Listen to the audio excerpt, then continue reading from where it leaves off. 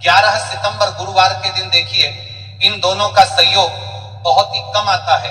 ऐसे मौके बार बार नहीं मिलते, केवल वर्ष में एक बार ही इस उपाय को करने का मौका मिलता है। देखिए, मेरी कई सारी अन्य माताएं बहनें हैं जिन्होंने इस उपाय को आज तक किया ही ना हो और उन्हें इस उपाय के बारे में पता ही ना हो, तो मेरी कोजा जनता है। देखिए, इस दिन आपके पास इस उपाय को करने का एक आखिरी मौका होगा, क्योंकि ये उपाय केवल विशेष तिथियां पर और विशेष पावन पर्व पर ही किए जाते हैं। और देखिए, यदि इस उपाय को आपका घर का कोई एक व्यक्ति भी कर लेता है तो महाराज जी पूरे घर परिवार में चल रही समस्या साथ में समाप्त होती है। इस उपाय को करने का तो फल हमें मिलता ही है, लेकिन यदि किसी विशेष तिथि पर किया जाए तो उसका भी हमें फल प्राप्त होता है।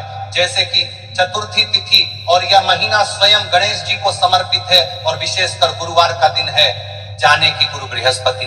देखिए महाराज जी, हमने हमारी पिछली बार की कई सारी शिव महापुराण की कथाओं में आपको इस उपाय को अच्छे तरीके से बताया भी है और समझाया भी है, लेकिन आज एक बार फिर से हम आपको इस उपाय को समझाएंगे, क्योंकि 11 सितंबर गुरुवार का दिन सबसे बड़ा और विशेष दिन है।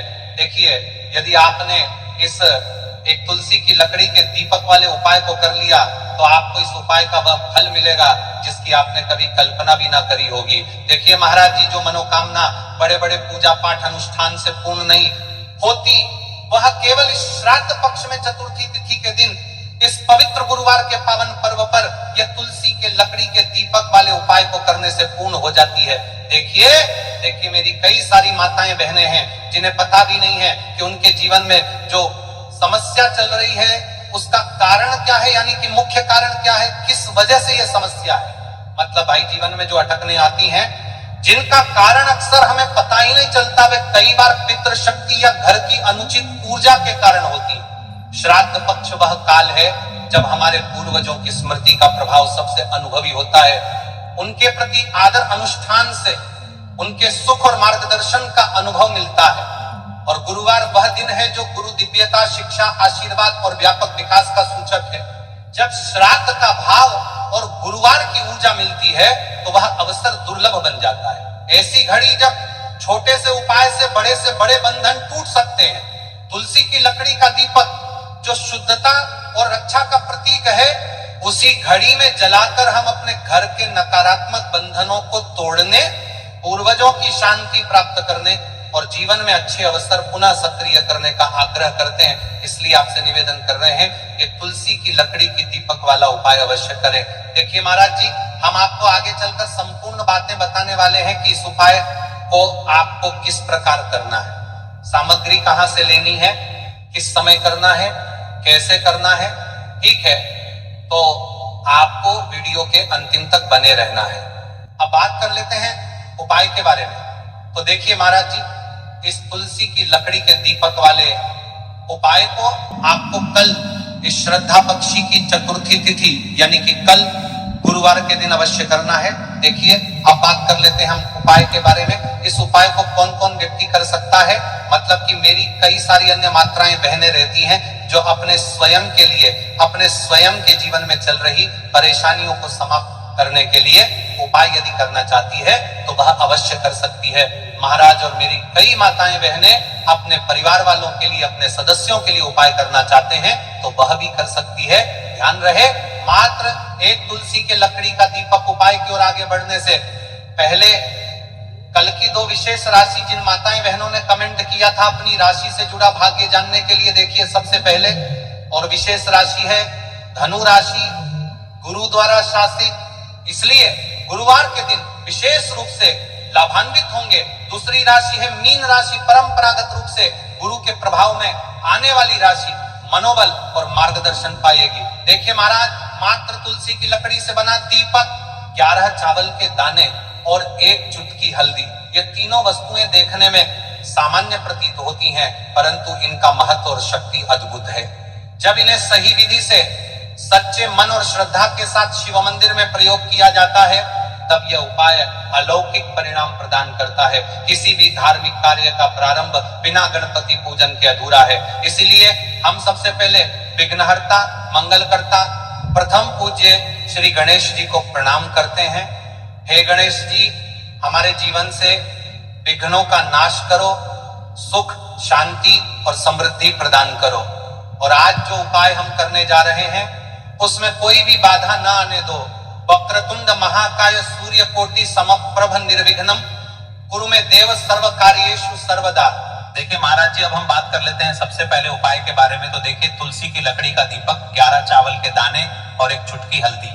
तो सबसे पहले आपको हम दीपक के बारे में बताते हैं। तुलसी की लकड़ी का दीपक, तुलसी माता का वर्णन शास्त्रों में अत्यंत पवित्र माना गया है।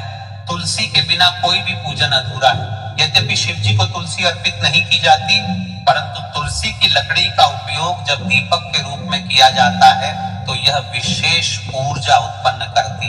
यह दीपक भक्त की मनोकामना पूरी करने में होता है। अब देखिए महाराज जी, 11 चावल के दाने का महत्व जानिए। चावल शुद्धता और समर्पण का प्रतीक है। हर दाना अखंडता और पूर्णता का द्योतक है। 11 अंक स्वयं में शक्तिशाली है। यह एकता और आध्यात्मिक जागृति का प्रतिनिधित्व करता है। जब 11 चावल शिवलिंग पर अर्पित किए जाते हैं तो यह 11 इंद्रियों का नियंत्रण और शुद्धिकरण करता है। मात्र एक चुटकी हल्दी, हल्दी मां भगवती का प्रिय है और यह सौभाग्य, आयुर्वेद और पवित्रता का प्रतीक है। शास्त्रों में कहा गया है कि जहां हल्दी का प्रयोग होता है वहां मां लक्ष्मी का वास होता है। इसलिए जब इस हल्दी का प्रयोग शिव मंदिर में किया जाता है तो यह शिव शक्ति और लक्ष्मी दोनों की कृपा प्रदान करता है।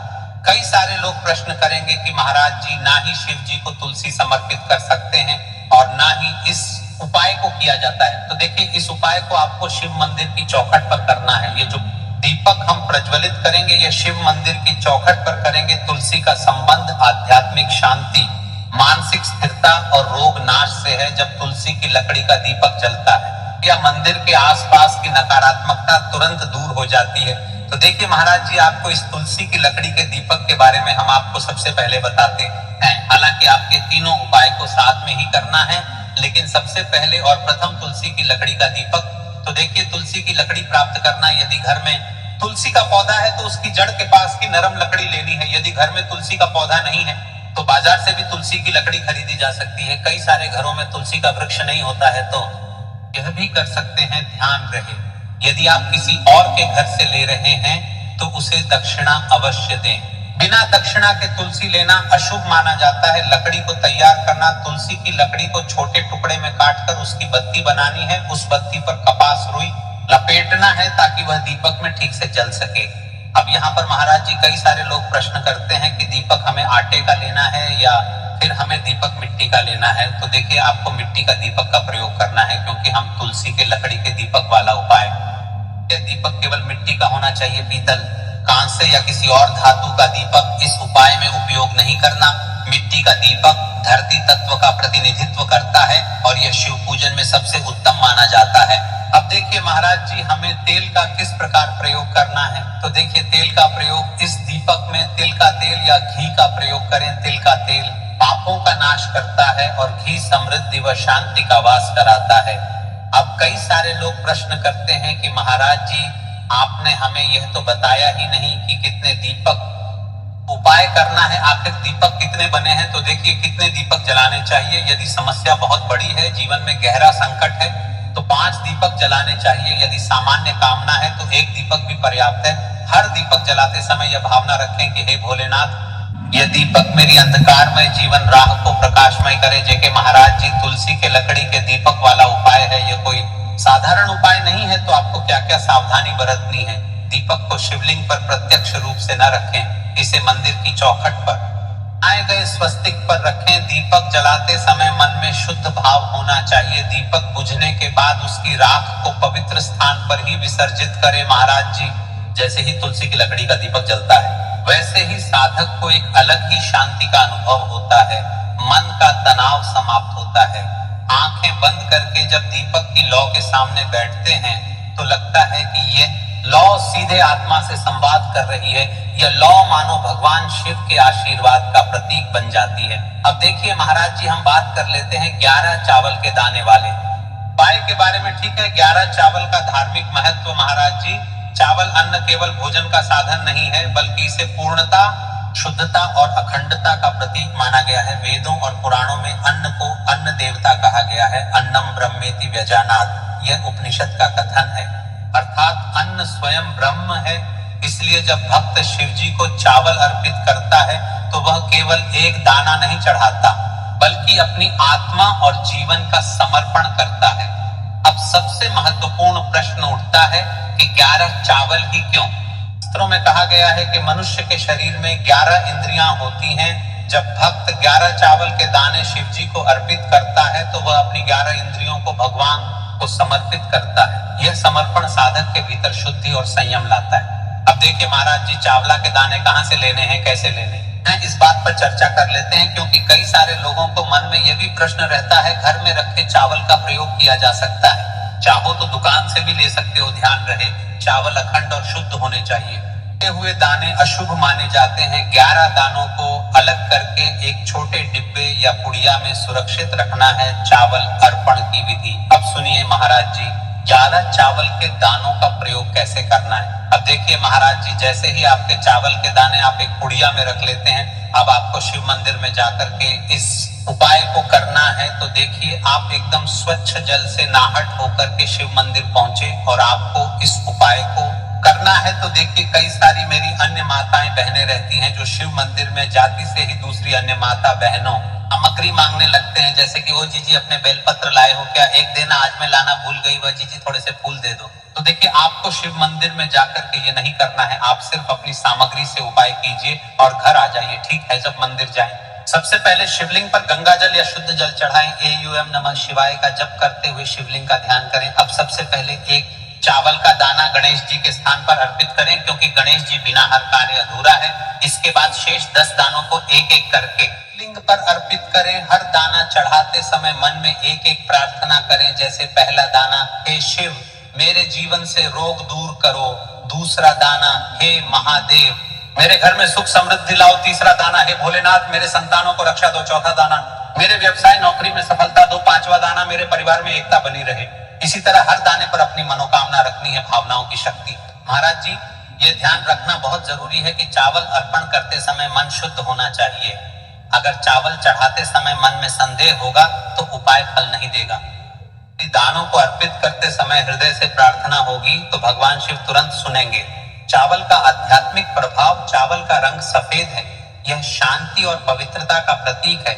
जब सफेद चावल शिवलिंग पर चढ़ाए जाते हैं तो यह साधक के जीवन से अज्ञान और अशांति को मिटाकर ज्ञान और सुख प्रदान करता है। 11 दाने सामूहिक रूप से पूर्णता का भाव लाते हैं। प्रत्येक दाना चढ़ाते समय यह मंत्र बोल सकते हैं, ओम त्र्यंबकम यजामहे सुगंधिम पुष्टिवर्धनम उर्वारुकमिव बंधनान मृत्योर्मुक्षीयमामृतात्, या केवल ओम नमः शिवाय का भी पर्याप्त है। उपाय करते समय अनुभव, जब भक्त एक एक चावल का दाना अर्पित करता है तो वह अनुभव करता है कि उसका हर बोझ, हर कष्ट शिव जी को सौंप रहा है।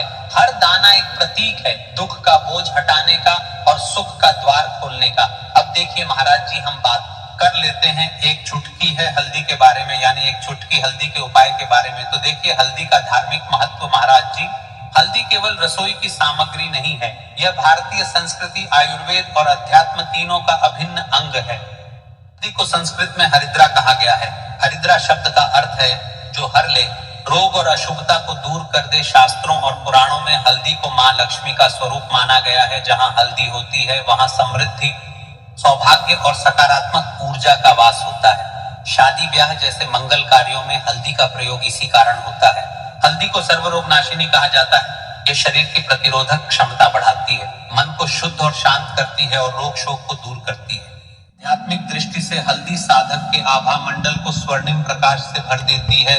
और जब कोई व्यक्ति इस हल्दी वाले उपाय को करता है तो उसके जीवन से परेशानियां भी समाप्त होती है और मनोकामना भी पूर्ण होती है। जो मनोकामना बड़े बड़े पूजा पाठ अनुष्ठान से पूर्ण नहीं होती, वह मंत्र इन उपायों से पूर्ण हो जाती है। क्यों केवल एक चुटकी हल्दी? अब प्रश्न उठता है, केवल एक चुटकी ही क्यों? एक चुटकी का अर्थ है संकल्प और विश्वास। उपाय में परिमाण नहीं बल्कि भावना देखी जाती है। इसी मात्रा में भी हल्दी अपार शक्ति प्रदान करती है यदि उसे श्रद्धा से अर्पित किया जाए। उपाय का श्रेष्ठ समय, शास्त्रों में प्रत्येक उपाय का समय विशेष महत्व रखता है।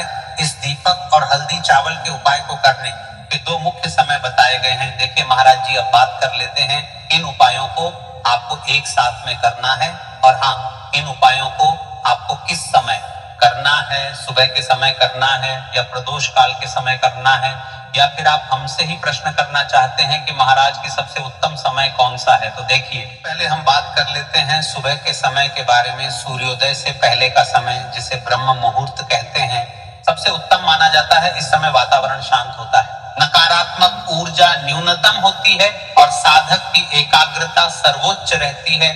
सुबह शिव मंदिर में जाकर उपाय करने से दिन भर शुभता बनी रहती है।